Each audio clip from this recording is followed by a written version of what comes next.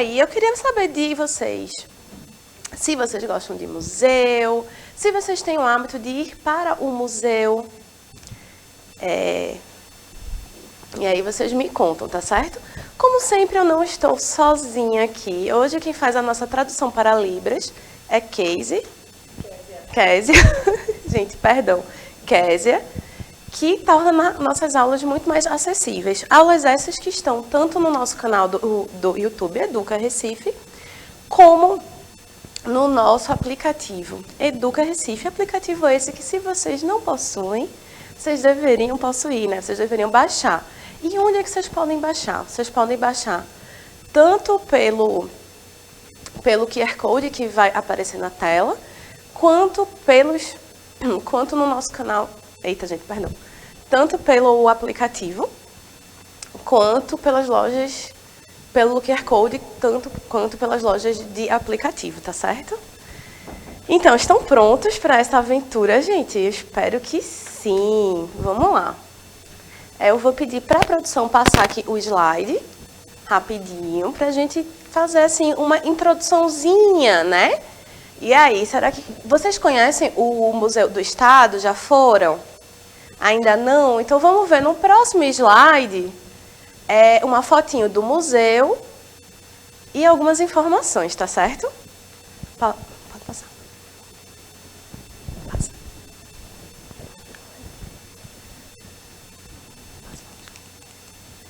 Pronto, ó. O Museu do Estado de Pernambuco foi criado em 1929 e hoje ocupa um palacete do século XIX. Ele foi criado por uma lei, certo? E atualmente o acervo do Museu do Estado possui mais de 14 mil itens, agregando importantes coleções que se distribuem nas mais diversas categorias, certo?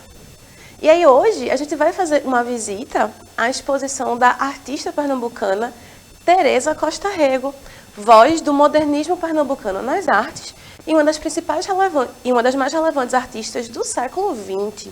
Teresa faleceu recentemente, em 2020, e ela tem inspirações diversas. Ela é, de fato, um expoente modernista, mas ela possui muitas influências do muralismo mexicano, por exemplo. Aí no próximo, pronto. E aí a gente vai ver o quê? Qual a exposição que a gente vai conhecer? A gente vai conhecer a mostra Viva Teresa Viva, que foi uma seleção, que foi uma mostra pensada para mostrar tanto obras de meados da década de 40, que são as primeiras obras da artista, quanto obras recentes, como a série Sete Luas de Sangue, que ela produziu nos anos 2000, em que a artista pinta em murais enormes, em telas grandes, alguns dos principais episódios históricos e políticos da história do Brasil. Por exemplo, esse quadro que a gente está vendo na tela, ele tem uma citação de João Cabral de Melo Neto, um trechinho de Morte e Vida Severina. E é uma tela pensada para se refletir as questões da distribuição da terra. Legal, né, gente? Eu garanto que assim, as telas de Teresa são impactantes. E aí, segundo o curador da exposição, esta foi montada tendo por base 3 pilares: o feminino como regência, a história como base e o vermelho como caminho. E, como poderemos apreciar e perceber, as obras de Teresa, elas estão repletas de tais elementos. Então, a gente vai ver que na obra de Teresa, o feminino, a história e o vermelho são condutores de sua arte. Então, a gente vai observar, né, no museu diversas telas, diversas obras que possuem justamente esses elementos, tá certo? E aí, eu quero fazer, na verdade, um convite para vocês, antes que a gente comece esse nosso percurso, que vamos ocupar os museus. Aqui eu trago as informações do Museu do Estado, que, veja, funciona de terça a sexta-feira, de 9 às 5, sábados e domingos, de 14 às 17.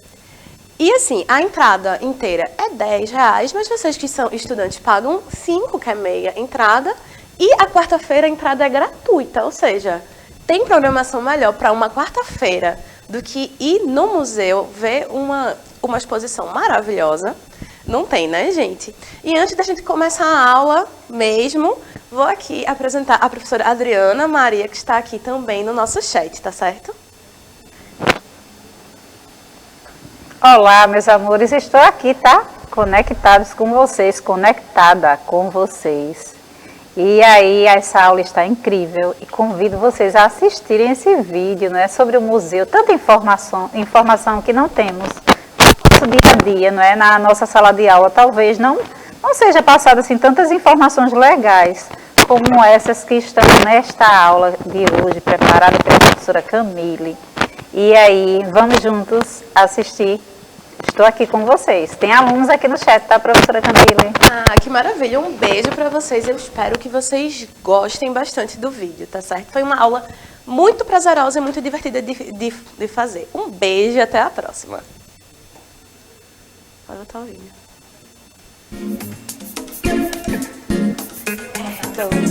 Tu tá aparecendo. Perdão, eu errei também. Olá, estudantes, tudo bem com vocês? Vocês já viram aí onde a gente está, né? Estamos aqui no Museu do Estado para conhecer um pouco mais sobre a vida e obra de Teresa Costa Rego. Vamos juntos nessa caminhada aqui para conhecer essa grande artista que está em exposição no Museu do Estado. Vamos juntos?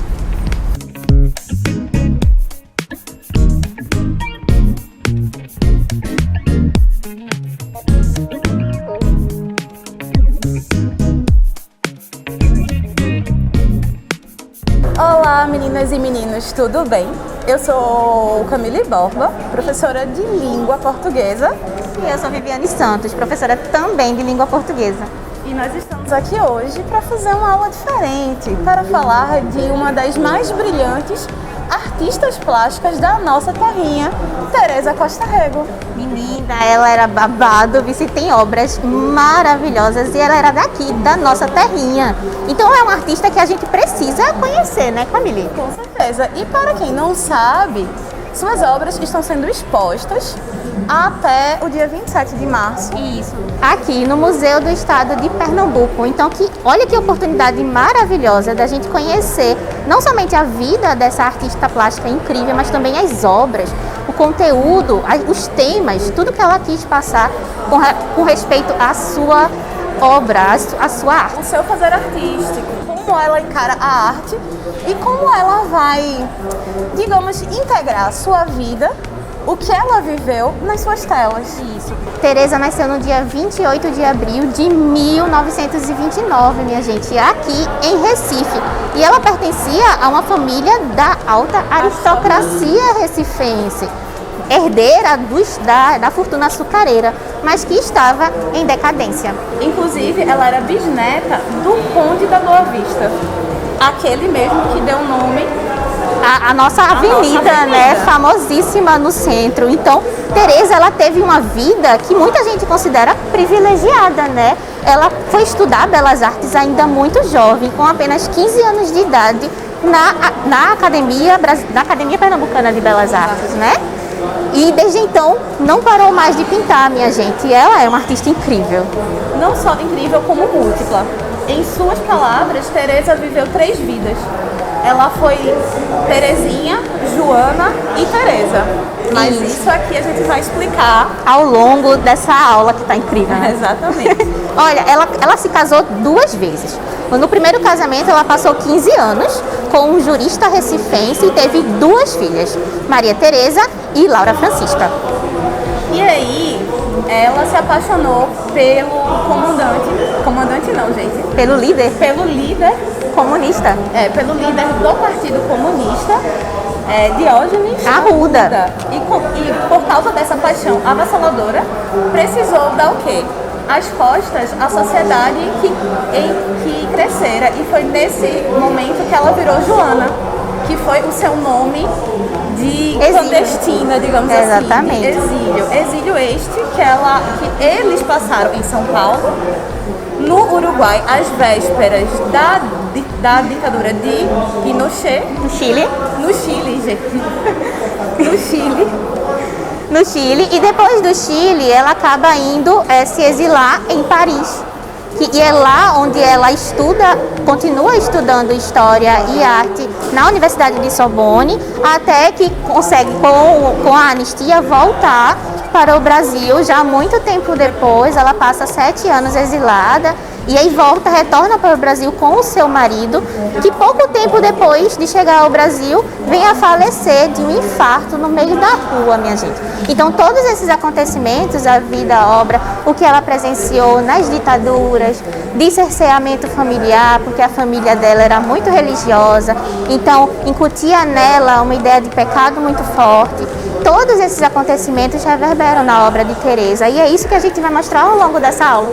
Exatamente, e foi nesse momento da morte de seu marido que ela tornou-se Teresa, a mulher que pinta. Em suas palavras, ela diz: ali, com ele morto, eu pensei, chega, não serei mais a bisneta do Conde da Boa Vista, a ex-mulher do juiz, a companheira do líder político. Agora serei eu, Teresa Costa Rego, uma mulher e sua pintura. E a gente não pode esquecer de destacar o feminino. Como Teresa, ela pinta a mulher múltipla. Como Teresa, ela vai se fazer valer desses signos da feminilidade. E tornando a mulher independente, um ser que está livre agora das suas amarras sociais, que está livre das ideias pelas quais ela foi criada muito rigidamente.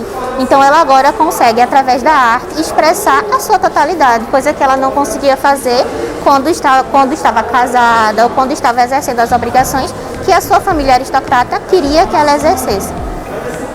Então agora, minha gente, a gente vai conhecer um pouquinho a obra de Teresa, mas também vários quadros que ela pintou e que estão expostos aqui no museu.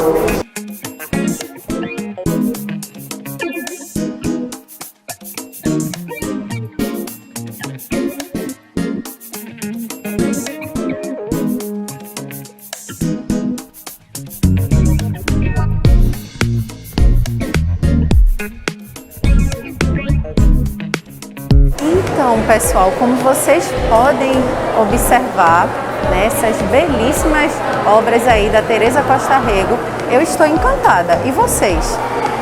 Bom, além dessa beleza toda, vocês sabiam que os quadros, essas pinturas, né, a obra da Teresa é recheada de simbologias.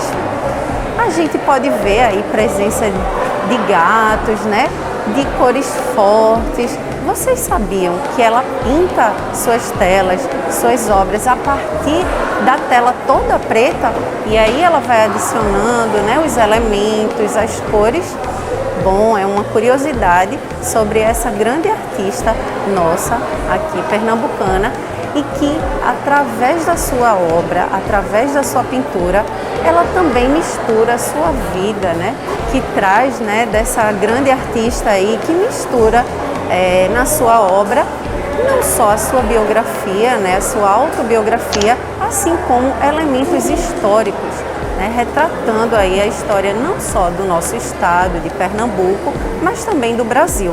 Então vamos apreciar, eu convido vocês a apreciar essa grande artista nossa com essas belíssimas obras tão importantes para a nossa história.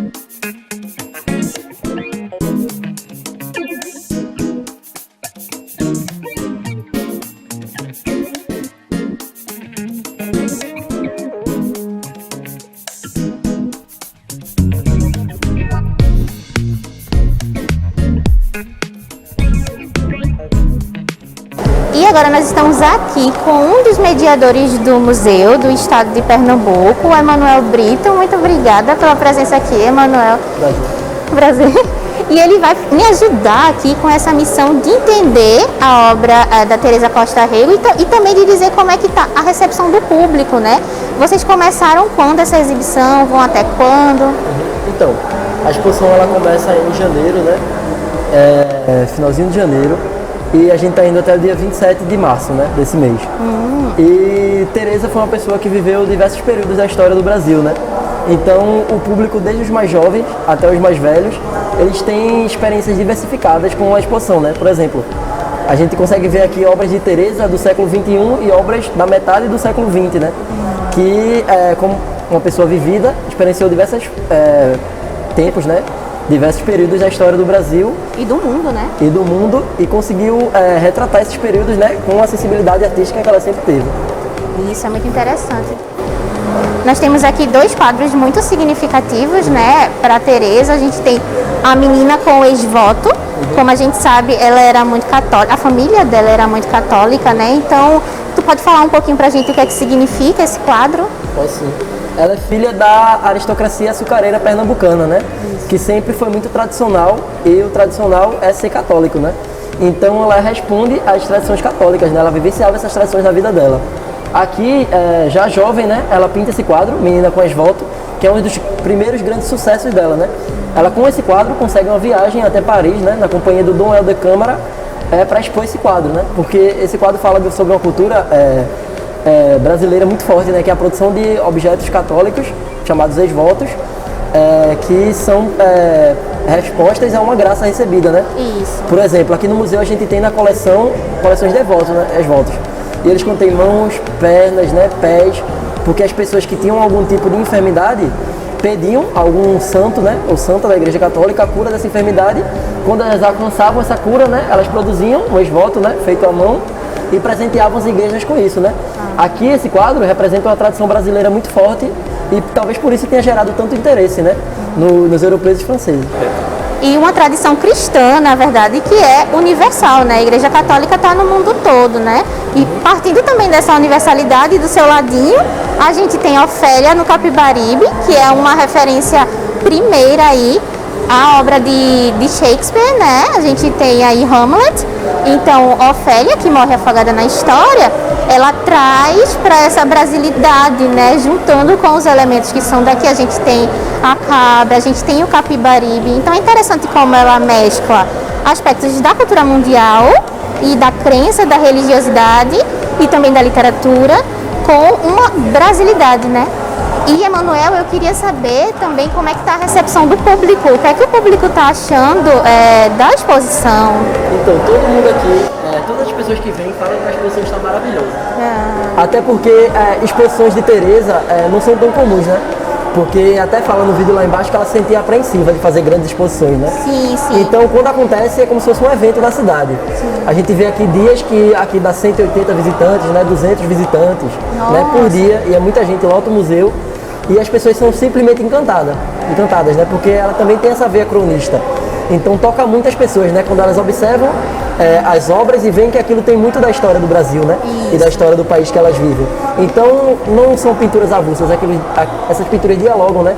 Com o cotidiano e a história de cada um, né? Da sociedade existente. E você falou em crônica, é muito importante como o olhar dela não é simplesmente a retratação de algo, é uma crítica. É fazer essa materialização de um tema específico, mas também fazer uma crítica desses aspectos, né? Do que nela doía muito, do que doía na sociedade, dos regimes políticos que viveu e das revoluções, né? Também sociais que viveu. Ela tinha essa veia extremamente crítica, né? Então ela pensava a arte de uma forma instigante, a arte que questionava, né? Isso. Então a arte dela que vocês vão acompanhar, né? Na matéria de vocês e na exposição é uma arte extremamente criticante, né? Uma arte que busca realmente incomodar, busca tocar nos pontos da sociedade que muitas vezes essa sociedade busca o contrário, né? Ignorar. Isso. Então Teresa buscava instigar, né? Buscava incomodar realmente. Quebrar literalmente a hipocrisia da nossa sociedade para falar sobre temas difíceis, né? Sobre o comportamento feminino, sobre o papel da mulher na sociedade e de como nós podemos ser vistas, né?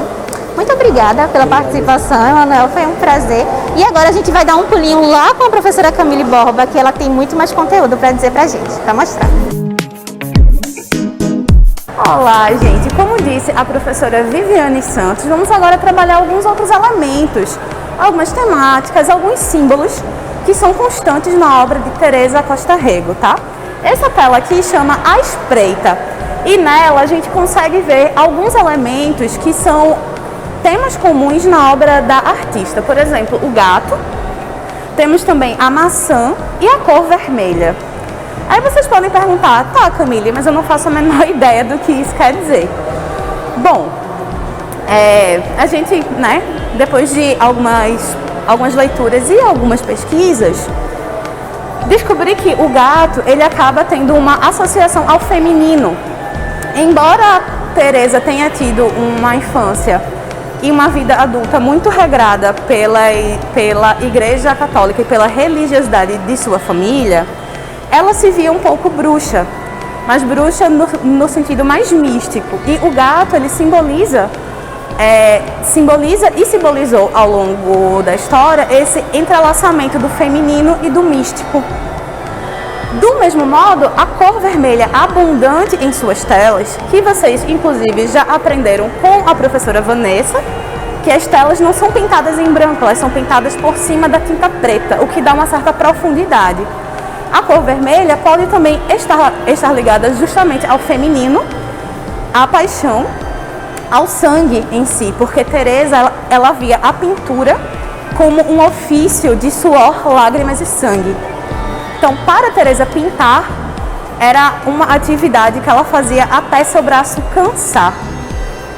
A gente pode também ver o sangue como um símbolo da paixão e também um pouco do profano, fazendo este jogo dual, ou seja, esse jogo entre dois elementos, entre o sagrado e o profano, certo?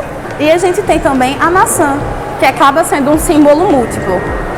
Ela pode significar a paixão, o pecado e a sabedoria. E todos esses símbolos, eles acabam aparecendo nas obras de Teresa.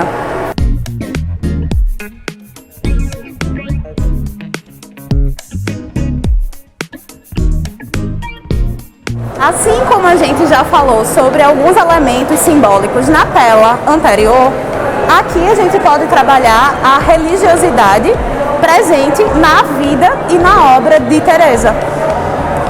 Embora ela o faça de maneira ligeiramente subversiva. Isso por quê?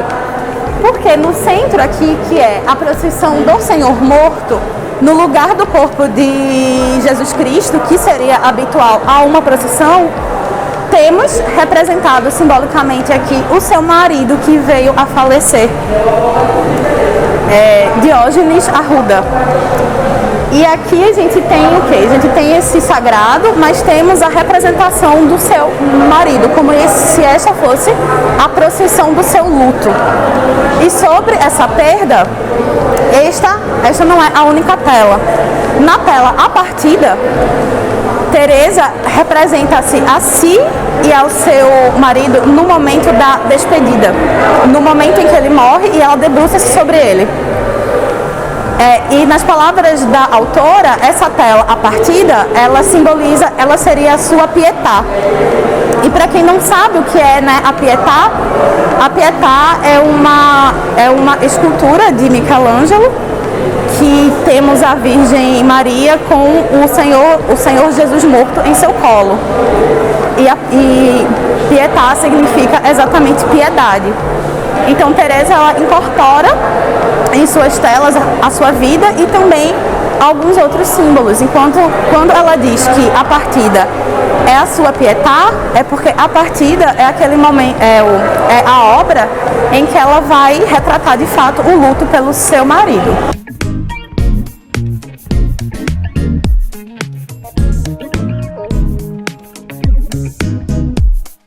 Além da memória de sua própria vida, Teresa Costa Rego também acessa a memória e a história coletiva, quando, na série As Sete Luas de Sangue, representa em telas diversos acontecimentos históricos do nosso país. Como, por exemplo, a tela As Mulheres do Tejuco-Papo. Esta tela que é um painel bem grande em que ela vai retratar este episódio da história do Recife, que, para quem não sabe, foi um foco de resistência à invasão holandesa. Os holandeses, fugindo da Batalha dos Guararapes, tentaram invadir a vila de Tejuco-Papo porque imaginavam que não haviam homens protegendo. O que eles não esperavam é que mulheres defendessem as suas terras e suas vidas. E vocês podem perguntar como.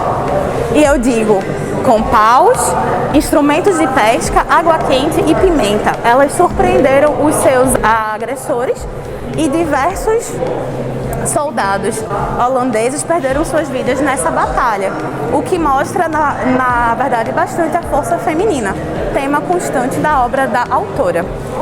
Além dessa obra que fala do Tejuco Papo, Teresa também representa a República, quando traz uma tela com diversas figuras políticas do nosso país, de Dom Pedro ao ex-presidente Collor.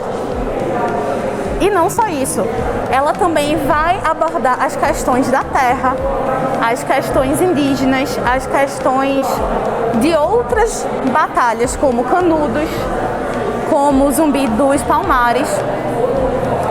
Todos esses quadros, eles integram quadros de memória, quadros de história, que são telas em que se há essa representação, esse acesso a uma memória coletiva.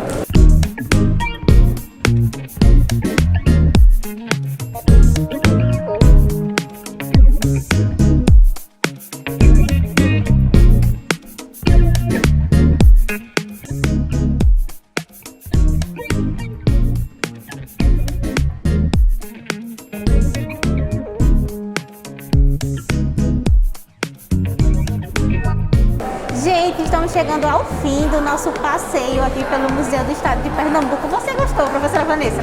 Eu particularmente gostei, professora Viviane. Foi um passeio incrível para conhecer a obra e a vida dessa grande artista nossa, né? Uma artista aí cheia de força simbólica na sua obra. Então foi muito legal. E a gente termina a nossa aula, o nosso passeio de hoje. Ao fundo nós temos uma obra também da Teresa Costa Rego, é a Mulher Vestida de Sol, que ela faz em homenagem aí à obra de Ariano Suassuna. E para terminar a nossa aula de hoje, eu gostaria de citar uma das falas da Teresa. Ela dizia assim, ó: todo artista aprende muito até o último dia de sua vida. Vou continuar trabalhando a minha pintura como quem vive ou como quem morre. Por tudo isso, lembro Picasso, pintar é libertar-se e libertar-se é fundamental. Então vamos nos libertar através da arte, da pintura, da literatura, tá certo? Eu espero que vocês tenham gostado do nosso passeio e até a próxima. Tchau, tchau!